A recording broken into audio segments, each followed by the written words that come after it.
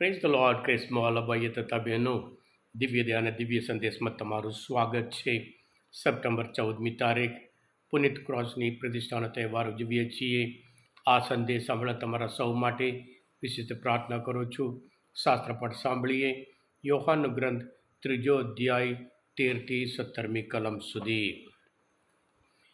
ઈસુએ કહ્યું, સ્વર્ગમાં તો કોઈ ગયું નથી સિવાય એક માનવ પુત્ર, જે સ્વર્ગમાંથી ઉતરી આવેલો છે અને સ્વર્ગમાં જેનો વાસ છે. મોશેએ જેમ અરણ્યમાં સર્પને ઊંચો કર્યો હતો, તે માનવ પુત્રને પણ ઊંચે ચડાવવાની જરૂર છે, જેથી જેને એનામાં શ્રદ્ધા હોય તેને શાશ્વત જીવનની પ્રાપ્તિ થાય. ઈશ્વરને જગત ઉપર એટલો તો પ્રેમ હતો કે તેણે પોતાનો એકનો એક પુત્ર આપી દીધો, જેથી જે કોઈ એનામાં શ્રદ્ધા રાખે તે નાશ ના પામે પણ શાશ્વત જીવન પ્રાપ્ત કરે. કારણ ઈશ્વર પોતાના પુત્રને જગતમાં મોકલ્યો છે તે જગતને સજાપાત્ર ઠરાવવા માટે નહીં, પણ તેની મારફતે જગતનો ઉદ્ધાર કરવા. આ પ્રભુની વાણી છે, તે આપણો આધાર છે. ક્રિસ્મોલ ભાઈ તબેનો, આજે ક્રોસ ઊંચા શિખર પર, દેવળ ઉપર, ઘર ઉપર, ઝુંપડપટ્ટીમાં ઠેર ઠેર આપણે ક્રોસ જોઈએ છીએ. લોકો ગળામાં પહેરતા હોય, જ્યારે પ્રાર્થના કરતા કૃષ્ણની નિશાની કરતા હોય, પણ એ આજે એ ગૌરવ, એ મુક્તિ, એ શક્તિ, એ પ્રેમ અને એકતાની નિશાની પ્રભુ ઈસુના મરણ પછી 300 વર્ષ સુધી એ અપમાનનું ચિહ્ન હતું, એ અપરાધીઓના સજા માટેનું ચિહ્ન હતું. લોકો ક્રોસ જોઈને નફરત કરતા હતા, કારણ કે અપમાન. હા ક્રિસ્મવાલા ભાઈ હતા બહેનો, 326માં રાજા કોન્સ્ટન્ટાઇન યુદ્ધે ચડવાના હતા રોમ સામ્રાજ્ય કબજે લેવા માટે, કારણ કે એ અને મેજિસ્ટિસ કરીને બે વચ્ચે યુદ્ધ હતું. અને ત્યારે રાજા કોન્સ્ટન્ટાઇન ખ્રિસ્તીઓને કહે છે પ્રાર્થના કરો. અને તે યુદ્ધ જતાં પહેલાં એને સ્વપ્નમાં દેખાયું, ક્રોસથી તું વિજય પામીશ. રાતોરાત એ બધા પોતાના ધ્વજ ઉપર, જે યુદ્ધે જવાનો હતો, ધ્વજ ઉપર ક્રોસ નિશાની દોરી યુદ્ધે ગયો હતો, યુદ્ધે છોડ્યો હતો અને વિજય પ્રાપ્ત કરીને પાછો આવ્યો. રોમ સામ્રાજ્યના રાજા બન્યો કોન્સ્ટન્ટાઇન. આ અપમાન ચિહ્ન, જે અપરાધીઓ માટેનું સજા માટેનું ચિહ્ન, એ મહિમાનું કે મુક્તિનું, તારણનું, શક્તિનું, પ્રેમનું, ત્યાગનું ચિહ્ન બન્યું હતું. ત્યાર પછી એ જ ક્રોસ 613માં પર્શિયાના રાજા એ ફરી યરુશલેમ મંદિર લૂંટીને બધું જે ક્રોસ પણ ત્યાંથી લઈ ગયો હતો, ત્યાં ફરી એના ઉપર ફરી યુદ્ધે ચડી એ ક્રોસ લાવ્યા હતા બીજા રાજા. અને રાજા લાવ્યા પછી પોતાને ખભે બેસાડીને લાવતા હતા. પણ યરુશલેમના બિશપે કીધું, રાજા તું રાજાના કપડાં પહેરે છે, તારા કપડાં બધા ત્યાગ કર અને તું સામાન્ય કપડાં પહેરને ક્રોસ તારા ખભે બેસાડી તું લાવ. અને ત્યાર પછી યરુશલેમ મંદિરમાં એ પ્રતિષ્ઠા ત્યાં મૂકવામાં આવ્યું હતું. ક્રિસ્માવાલા ભાઈઓ તથા બહેનો, આજે આપણે બધા જ્યારે પ્રાર્થના કરીએ ત્યારે કૃષ્ણ નિશાન કરીએ, ગળામાં ક્રોસ પહેરીએ છીએ અને એ જે આપણે એમાં ગૌરવ લઈએ છીએ. કારણ એ પ્રભુ ઈસુ એક ક્રોસ, એક અપમાન, એક ક્રૂર, એટલા કઠિન ક્રૂરતાની એક નિશાની હતી, ખરાબ.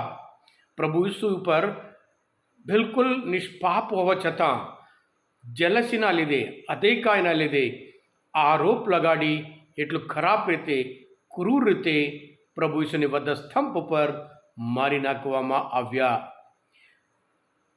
એક અપરાધી તરીકે. પણ પ્રભુ ઈસુ, એમના પિતા પરમેશ્વર, ત્રીજે દિવસે એમને સજીવન કર્યા હતા અને ત્યાર પછી પુનરુત્થાન પામ્યા.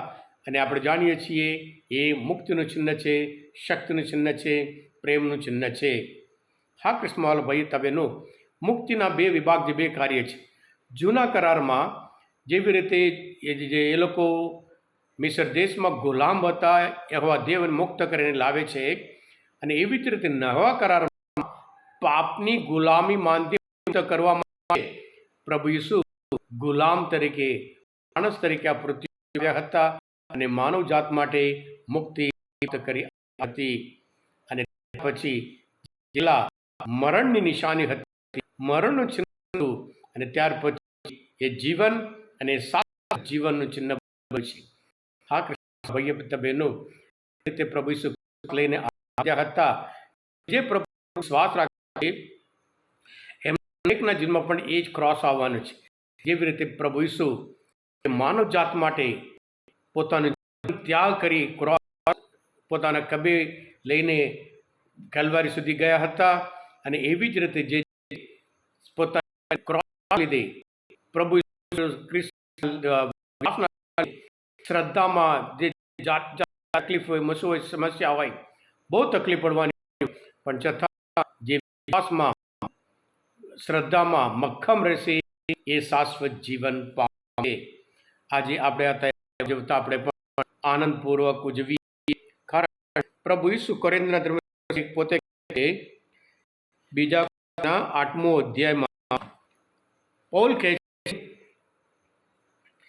આપણા પ્રભુ ઈસુની ઉદારતા તમે જાણો છો. તેઓ પોતે ધનવાન હોવા છતાં તમારે તેમણે ગરીબી સ્વીકારી, ગરીબીથી તમે ધનવાન થાવ. હા કૃષ્ણ ભાઈનો ઈસુ માનવ અવતાર લઈને અને શૂન્યમાં બન્યા, અને જેથી કરી પ્રભુ પોતે યોહાનના ગ્રંથમાં 12મો અધ્યાયમાં 32મી કલમમાં મને ધરતી ઉપરથી ઊંચે ચડાવવામાં આવશે, અને ત્યારે હું સગળા માણસોને મારી પાસે લઈ જઈશ. કારણ પ્રભુ ઈસુ માનવ જાત ઉપર એટલો બધો પ્રેમ રાખતા હતા, જે માનવ જાતને ગુલામીમાંથી, શેતાનમાંથી, મરણના કબજામાંથી મુક્ત કરવા માટે પ્રભુ ઈસુ આવ્યા, અને એ પ્રમાણે મુક્ત કરી અને વિજય, માન, મહિમા પ્રાપ્ત કરી અને એ સ્વર્ગમાં પાછા ગયા હતા. અને આપણે પણ પ્રભુ ઈસુ પર દ્રઢ વિશ્વાસ રાખીએ, શ્રદ્ધા રાખીએ. જેમ પ્રભુ ઈસુ આપણા પર પ્રેમ રાખ્યો છે, એવી રીતે આપણે પણ બીજા ઉપર પ્રેમ રાખીએ. જેવી રીતે આ ક્રોસ જે નફરત હતું એ દૂર કરી એ પ્રેમની નિશાની પ્રભુ બનાવ્યા છે. એ પ્રેમની નિશાનીમાં આપણે પણ ગૌરવ લઈએ અને આનંદ પામીએ. હા કૃષ્ણવાલા ભાઈ બહેનો, આજના મનન ચિંતન શાસ્ત્ર પાઠ સમજવા માટે, આ તહેવાર સમજવા માટે મદદરૂપ થવા હોય, તમે પોતે દિવ્ય ધ્યાન, દિવ્ય સંદેશ સબસ્ક્રાઈબ કરજો અને બીજા માટે પણ ફોરવર્ડ કરજો. કારણ તમે આ બધા આશીર્વાદિત છો, અભિષિક્ત છો. પ્રભુ ઈસુ તમારામાં વિશ્વાસ રાખું છું. બોલો દિવ્ય દયાનો જય. God bless you all.